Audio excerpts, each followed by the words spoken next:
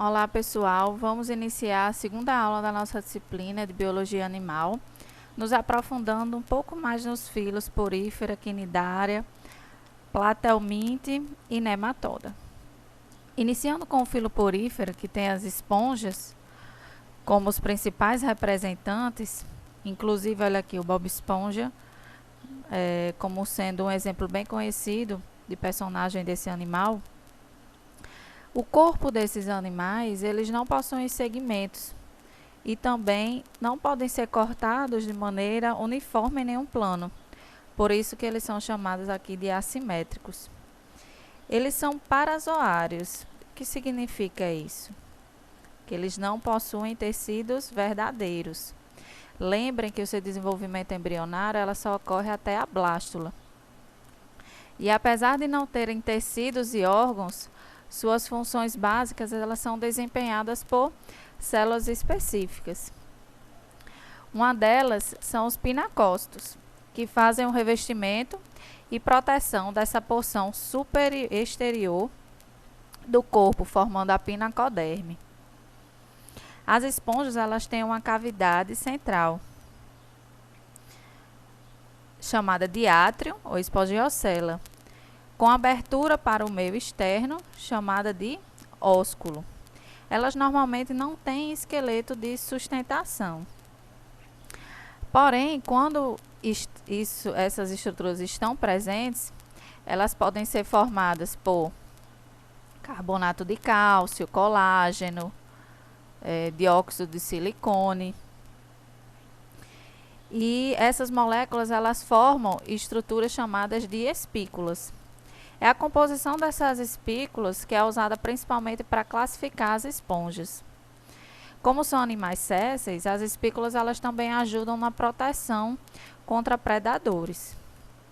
Então a água ela entra no corpo das esponjas por células chamadas porócitos. Aqui está a estrutura de um porócito, aqui representando os pinacócitos, o meio externo, e aqui o meio interno. Então a água ela entra nesse sentido, de fora para dentro do átrio pelos porócitos.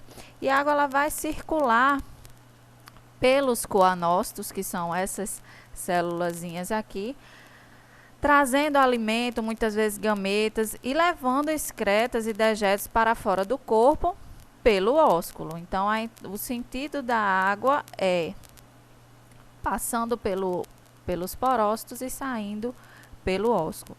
Por isso que as esponjas elas são consideradas animais filtradores. As células de revestimento interior, que são esses pinacócitos aqui, são células flageladas, que além de promover a circulação da água dentro do átrio, ela também retém partículas de alimento e transferem para os amebócitos. Os amebócitos são células do mesoílo, essa região aqui. É uma substância gelatinosa que se encontra entre os pinacócitos e os coanócitos. Dessa forma, os amebócitos eles ficam responsáveis pela digestão e distribuição dos nutrientes pelo corpo do animal. No mesoílo existem também células encarregadas da regeneração celular, é uma característica bem peculiar às esponjas. Essas células de regeneração totipotentes são chamadas de arqueócitos. Assim, as partículas absorvidas elas são capturadas pelos coanócitos, que digerem parte dessas substâncias. A outra parte ela é digerida pelos amebócitos, sendo posteriormente distribuída para todas as células.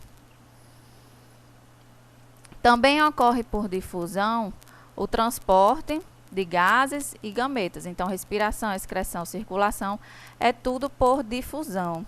E na difusão ocorre as moléculas de soluto, quer seja nutriente, oxigênio, gás carbônicos, elas vão passar de uma membrana, célula a célula, de um local de maior concentração para um local de menor concentração de moléculas, até que um equilíbrio ele seja estabelecido.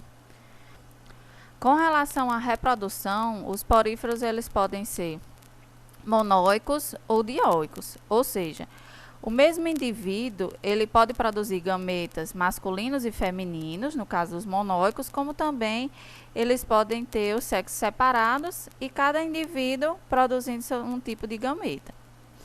Eles reproduzem assexuadamente por brotamento, regeneração e gemulação, no caso de esponjas de água doce.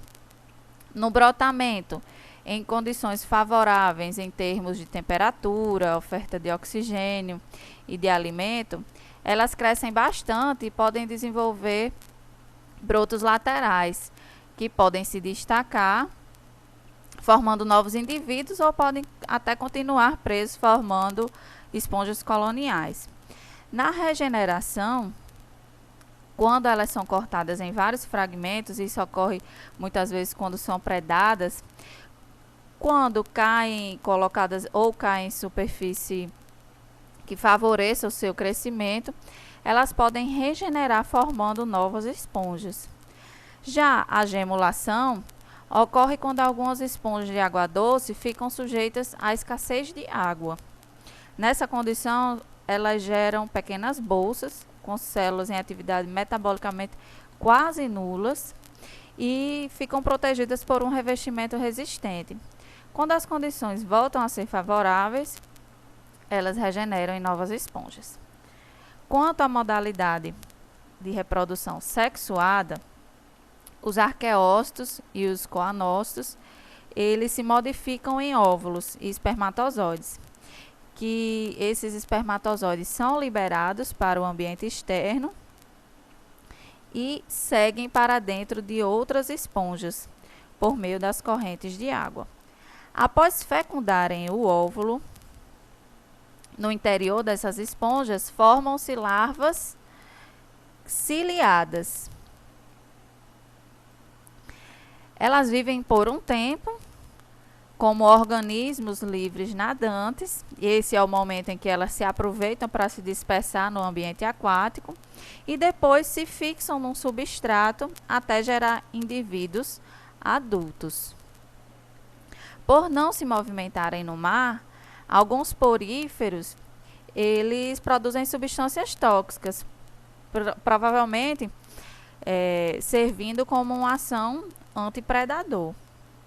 Pesquisas revelam que essas toxinas elas podem ser importantes na fabricação de fármacos anti-inflamatórios, antitumorais e até antibióticos. Outro componente muito explorado são os esqueletos das esponjas de espongina, que ainda hoje elas são utilizadas como esponja de banho, apesar da concorrência, né, que existe com as esponjas artificiais. Também sua espongiocela pode servir de esconderijo, proteção e muitas vezes alimento para outros animais, caracterizando uma interação de comensalismo. Além disso, elas podem interagir entre elas próprias, formando as colônias intraespecíficas harmônicas. Outra questão importante é que as esponjas calcárias elas sofrem pelo aumento de CO2 na atmosfera, já que isso aumenta a acidez do mar e pode desestabilizar a estrutura de carbonato de cálcio. O Filoquinidária está representado pelas hidras, medusas, água-vivas e anêmonas do mar, além dos corais. Eles são os primeiros animais que apresentam cavidade digestiva no corpo. A presença dessa cavidade permitiu os animais ingerirem porções maiores de alimento, podendo esse alimento ser digerido e reduzido a pedaços menores antes de serem absorvidos pelas células. Eles são os primeiros animais na escala evolutiva a apresentarem tecidos verdadeiros, embora ainda não cheguem a formar órgãos, sendo assim diblásticos, ou seja, possuem apenas ectoderma e endoderma. Com base no seu aspecto externo do corpo, os quinidários eles apresentam simetria radial e são ametamerizados e acelomados. No filo quinidário, existem basicamente dois tipos morfológicos de indivíduos: as medusas e os pólipos. As medusas são livre nadantes e os pólipos são sésseis. Nos pólipos, a capacidade de locomoção é muito reduzida, podendo ser apenas no formato tipo cambalhota. Nas medusas, é uma movimentação ativa, sendo realizada por um mecanismo denominado jato de propulsão. Quando as bordas do corpo, elas se contraem e a água acumulada na fase oral da medusa, ela é expulsa em jato, provocando o deslocamento do animal no sentido oposto. Tanto o pólipo como a medusa apresentam uma boca que se abre na cavidade gastrovascular, mas não possuem ânus. O alimento ingerido pela boca cai na cavidade gastrovascular, onde é parcialmente digerido e distribuído. Após a fase extracelular da digestão, o alimento é absorvido pelas células que revestem a cavidade gastrovascular, completando a digestão. A digestão é, portanto, em parte extracelular e em parte intracelular. Os restos não aproveitados são liberados pela boca. E nessa região oral estão os tentáculos, que participam da captura de alimentos. A respiração e a excreção, ela ocorrem por difusão, através da superfície do corpo. Já o sistema nervoso existe, mas a rede de neurônios ela é desordenada, ou seja, se um pulso nervoso é desencadeado em uma célula, ele é transmitido para todas as células, resultando numa resposta pouco elaborada. Trata-se do sistema nervoso mais primitivo, denominado sistema nervoso difuso. Nos quinidários existe um tipo especial de célula, chamada de quinidócito, que apesar dela ocorrer em toda a superfície do corpo, ela está mais presente nos tentáculos. Ao ser tocado, o quinidócito, ele lança o nematocisto, que é uma estrutura penetrante com um filamento através do qual é liberado um líquido urticante.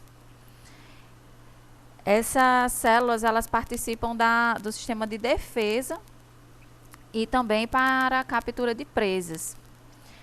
Assim como os poríferos, a reprodução sexuada ela pode acontecer por brotamento e regeneração, mas também pode acontecer a estrobilização, que geralmente é uma etapa do ciclo de reprodução sexuada, onde há alternância de gerações. Vejamos aqui no exemplo. Nesse processo, as fragmentações sucessivas do corpo do pólipo formam uma pilha de discos que elas permanecem amontoadas umas sobre as outras. Cada disco desse é uma éfira, ou seja, uma medusa jovem que se destaca e após certo tempo de crescimento origina uma medusa adulta que produz gametas e se reproduz sexuadamente, gerando uma larva que é chamada de plânula, que ela nada durante um certo tempo e depois origina um pólipo fixo, que retoma o ciclo de estrobilização. Alguns corais, eles apresentam relações mutualísticas, que são relações em que dois organismos são beneficiados. Nesse caso aqui, com algas zooxantelas, no caso dos corais. Essas algas, elas vivem nos tecidos desses corais, onde garantem a coloração desses animais e fornecem compostos orgânicos, que são produzidos no processo da fotossíntese. Assim, os corais eles conseguem suprir as suas necessidades energéticas. Em contrapartida, os corais vão oferecer abrigo, também gás carbônicos e nutrientes orgânicos a essas algas. O branqueamento dos corais é um processo muito grave relacionado principalmente com o aumento da temperatura das águas dos oceanos. Nesse fenômeno, o branqueamento, eles perdem a sua coloração devido à expulsão das algas ou xantelas ou pela perda do pigmento fotossintetizante dessas algas. Um outro exemplo bem comum de interação interespecífica, ou seja, entre espécies distintas, ocorre entre o peixe-palhaço e as anêmonas do mar, servindo as anêmonas como uma proteção para esses peixes, já que eles produzem um muco que os protegem da ação urticante dos quinidócitos. Além disso, eles podem, os quinidários podem formar colônias heteromorfas, ou seja, com pólipos morfologicamente distintos para exercerem funções diferentes, aqui no caso de flutuador, de alimentação e de proteção ou predação.